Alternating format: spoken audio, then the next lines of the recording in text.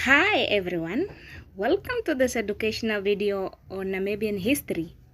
My name is Justina Kashala and today we are going to focus on the contract labor system, which is also known as migrant labor. This system was a significant part of Namibian history and has had a long-lasting impact on its labor, laws, and society. In this video, we are going to explore its origin, socio-economic impacts, and eventual abolition. Well, let's begin. Contract labor system was a system in which laborers were recruited to work in the central and the southern part of Namibia. It was introduced by the German authority in 1920s to solve the problem of labor shortage in the country until 1971-1972 there. So then who was to be employed?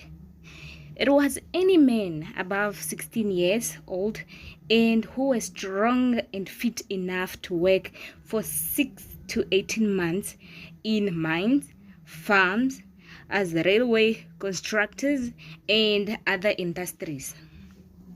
So during the German time, they had agencies who were working closely with the chiefs and headmen, and they paid them for every worker they got. So one can say that the Germans used the chiefs and headmen as their recruiting agent. But then most people that worked as contract laborers were Oshiwambo speaking people and Kavango, and everyone had their own reason why they wanted to work as contract laborers. For Oshiwambo speaking people, they needed to work due to drought and rinderpest that hit the area, and they needed to provide for their families. But as for Kavango people, they just wanted to acquire modern goods. When South Africa took over, they also continued with this system. This is because there was an increase in the white farms, mine, and the railway building, which required a lot of laborers. They also just wanted to have cheap laborers and to economically exploit and disadvantage black people. So since they needed a lot of workers, they'd introduced two organizations, namely the Northern Labor Organization, which is NLO, and the Southern Labor Organization as LO in 1925. These two organizations were responsible for recruiting laborers from the northern and the southern areas. So they were later merged into one organization, which was then the Southwest African Native Labor Association in the 1940, which ran until 1972. This organization became the sole responsible for recruiting people and transporting them from the recruiting areas such as Ondangwa, which was known as Onjojo, and Rundu, with buses and train until to their side posts, which were at Namtoni and Okakweo. From there, some workers had food to their working areas. For one to be recruited by Swanla, they had to meet certain conditions, such as workers could not choose the type of work they wanted to do, and even the employers that they wanted. They were also to be classified according to their health and strength, so they underwent a medical test which determined to which category they should belong to. The workers could not even renew the workers' contract without the consent of Swanla. That was, in short, the introduction of the contract labor system. Let's move on. This is just a slide that is talking about how medical people were medically tested to be placed in different categories. Category A was for people that are strong enough and fit, so they used to work in the mines. Category B was for those that are strong but not fit, so they worked in the mine but they were given light jobs. For category C, it was for people that are not fit and strong enough, so they worked in the farm. Category D, it was not really a use, but these belong to those that were underage, but these mostly apply to the Angolan people that were working as farmers to look after the sheep. In the picture below, this is the tag that people were given to wear. When now you are classified, you are grouped in categories, you are given that tag to identify you from the others. And this on the right, this is just a doctor screening men now to determine to which category they should belong to. This one. And then it was a humiliating process because men have to be stripped naked, not completely naked, but then they have to take off their shirts.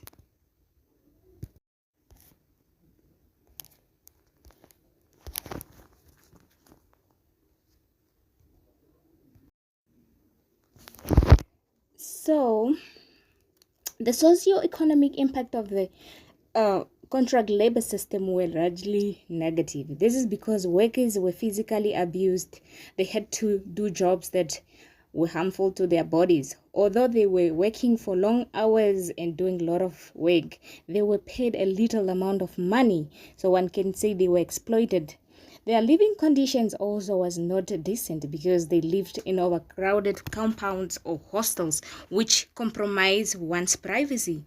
They worked under dangerous or harsh conditions, especially those who worked in the farm or in the mines, using machinery without the knowledge or experience on how to use them due to the education system. They couldn't even read because of that. And those that were looking after sheep, they had to do that even if sunny, cold, or rainy. Their employers also took away their personal belongings such as the clothes and purse. This is because they wanted to avoid them running away. And they were only given one pair of shorts and one pair of shirts that they have to wear throughout their contract period. If one got sick, they were to be sent home and they were required not to return after that. And when it came to food, one couldn't choose what they wanted to eat. So anything that your employer gives you, then it goes. This system also disrupted families.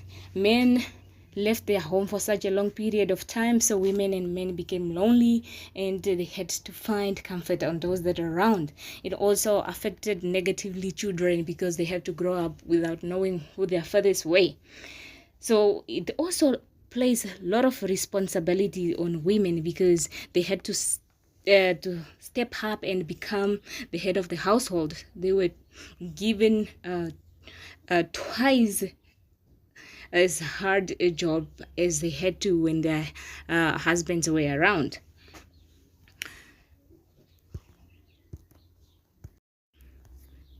Moving on. However, the system had benefit for the white employers because they gained access to cheap laborers, which enriched them by controlling the resources in Namibian people. They also didn't provide housing to the workers' families, so this kept their expenses and spending on workers low.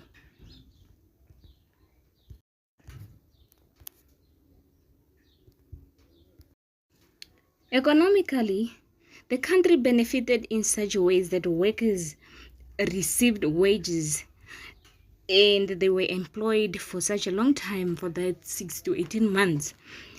They even gain skills and knowledge. Like, for example, one is working as a farm worker, so they got to knowledge on the plant species and how to grow them. And even today's Namibia infrastructure, some of those were built by the contract workers to an increased consciousness among workers. In 1970 to 1971, there was a nationwide strike against migrant labor in Southwest Africa and the system of law, which saw about 13,500 participants. This brought the economic activity to a standstill. So one can say it negatively affected these people. So the main reason for the strike were poor working and living conditions, as mentioned earlier. They also demanded for the abolition of the contract labor system, and they wanted to be given freedom to choose their employment and the employers.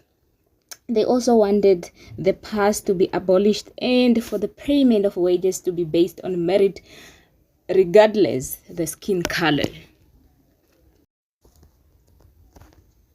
So then what was the outcome of the strike? The outcome of the strike was significant as SWANLA was abolished and replaced by the labor barons run by the homeland governments in the northern regions. Even the new contract was set up which outline the minimum wages one can be given and the working hours, like one is expected to work from what time to what time, and and they were to be paid for the extra hours of work or like overtime. They were also given accommodation and medical treatment and better food. It also increased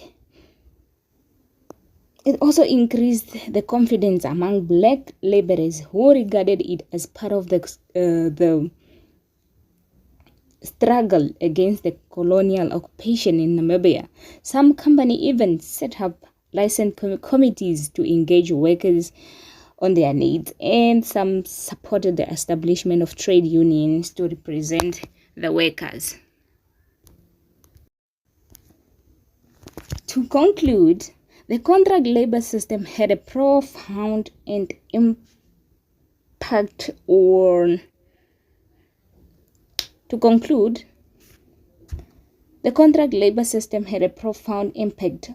on Namibia's socio-economic and political landscape. It contributed significantly to the country's infrastructure development and political awakening among Namibian workers, leading to systemic changes that helped shape modern Namibia.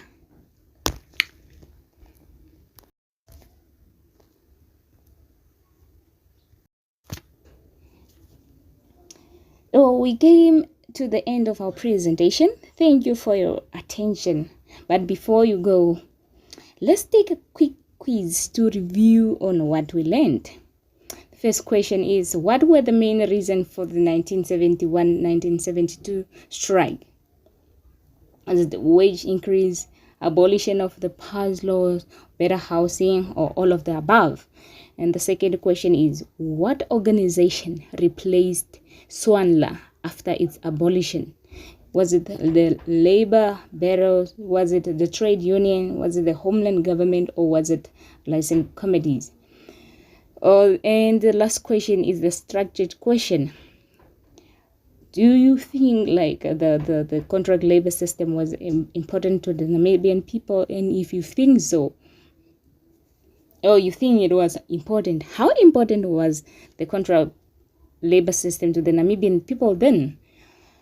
So we came to the end of our video. Thank you for listening and see you next time. Thank you.